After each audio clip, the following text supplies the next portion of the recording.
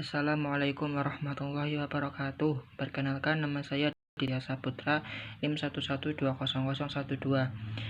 Di sini saya akan memaparkan materi dengan judul Siasah Dusturiyah, Siasah Dauliyah, dan Siasah Maliyah.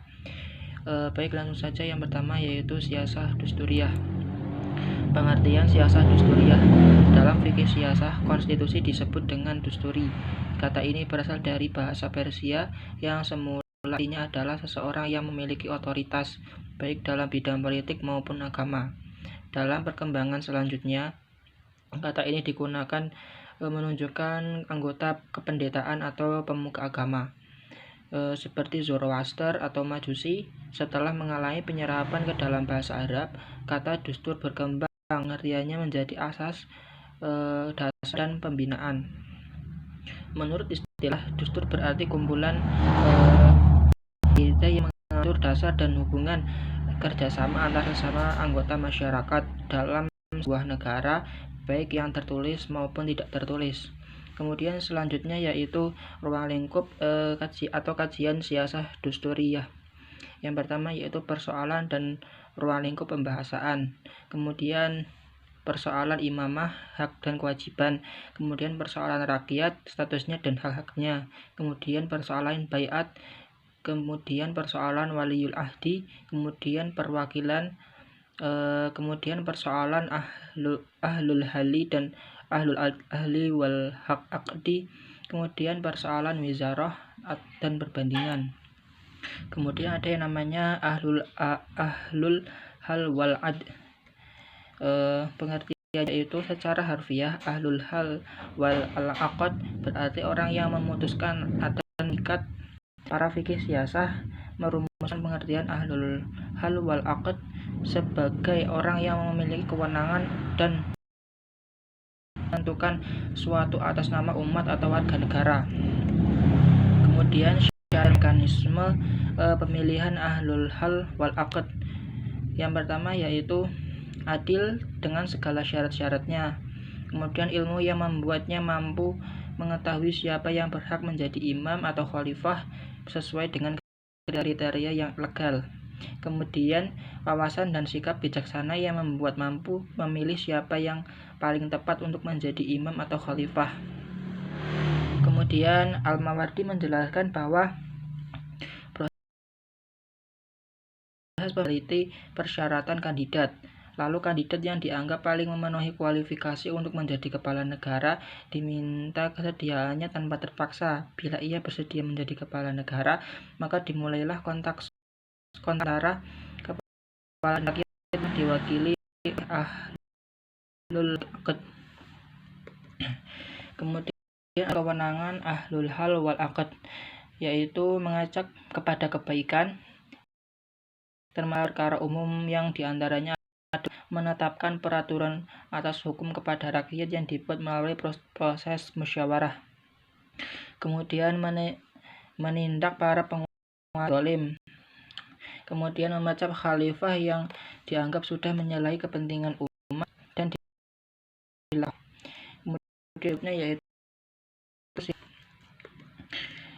pengertian dari siasah dauliyah. Siasah dauliyah berasal dari dua kata, yaitu siasah yang mengatur objek tertentu untuk tujuan. Adapun kata dauliyah memiliki ragam makna, diantaranya antar negara, kedaulatan, kemudian kekuasaan dan kewenangan. Siasah dauliyah merupakan kekuasaan kepala negara untuk mengatur dalam hal hubungan masyarakat, tradis dan ketahanan, pengasingan lawan politik, dan pengusir warga negara asing.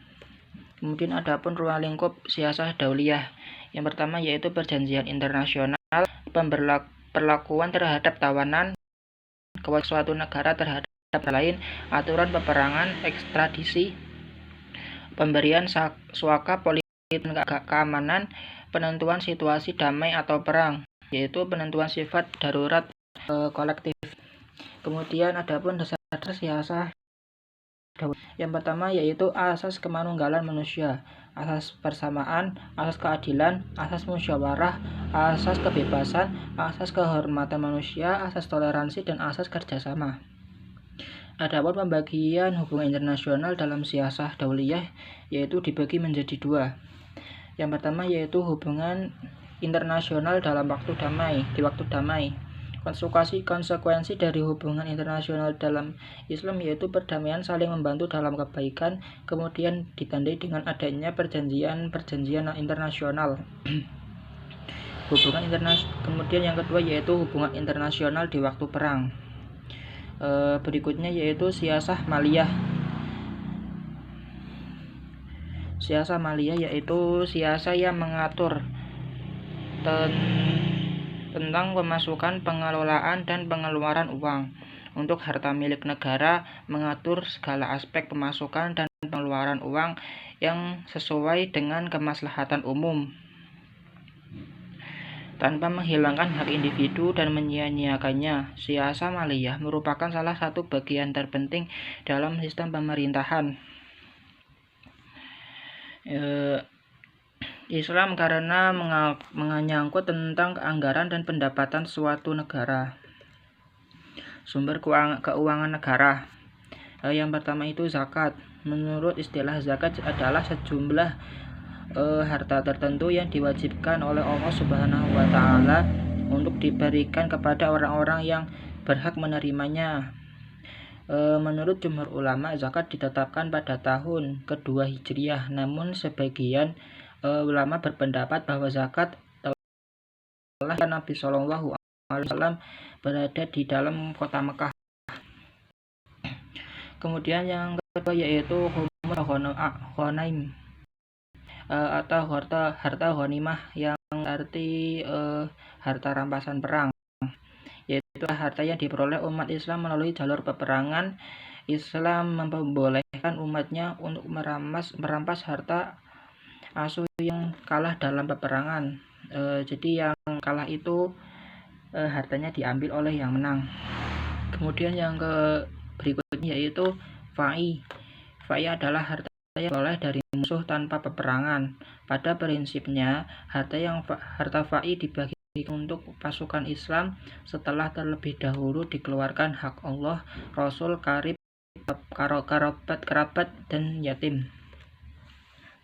Kemudian yang berikutnya ada jizyah, yaitu pajak kepala negara yang dibayarkan oleh penduduk Darul Islam yang bukan muslim kepada pemerintah Islam. Jizyah ini dimaksudkan sebagai wujud loyalitas mereka kepada pemerintahan Islam dan konsekuensi dari perlindungan atau rasa aman yang diberikan oleh pemerintah Islam untuk mereka. Kemudian ada usyur al-tijarah. Usyur al-tijarah adalah pajak atau pajak perdagangan yang dikenakan kepada non muslim yang melakukan transaksi bisnis di negara Islam. Pajak perdagangan ini tetap diberlakukan dalam dunia perdagangan internasional hingga sekarang. Yang berikutnya ada harai, yaitu secara sederhana dapat diartikan sebagai pajak tanah atau pajak bumi. Pajak tanah ini dibebankan atas tanah non-muslim dan dalam hal-hal tertentu juga dapat dibebankan kepada umat Islam. Yang berikutnya yaitu pengeluaran dan belanja negara. Memberantas kemiskinan. Pemerintah Islam bertanggung jawab penuh atas menata ekonomi masyarakat dan ekonomi negara agar memenuhi kebutuhan hidup semua golongan masyarakat. Kemudian yaitu pertahanan negara. Pengeluaran ini antara lain untuk meningkatkan gaji personal militer, peningkatan kemampuan dan profesionalisme mereka, dan biaya-biaya operasional militer lainnya. Dalam membeli perlengkapan perang yang mutakhir dan pembiayaan latihan-latihan perang. Pembangunan hukum.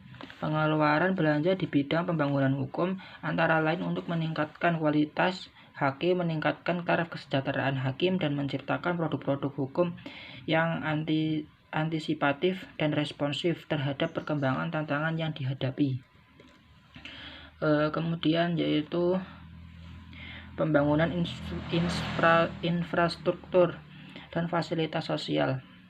Salah satu faktor utama pendukung pertumbuhan ekonomi adalah peningkatan dan perbaikan infrastruktur seperti jalan umum dan jalan layang, pembangunan irigasi, jembatan, pelabuhan udara, layanan telekomunikasi, dan pengadaan berbagai fasilitas untuk kegiatan ekonomi di luar.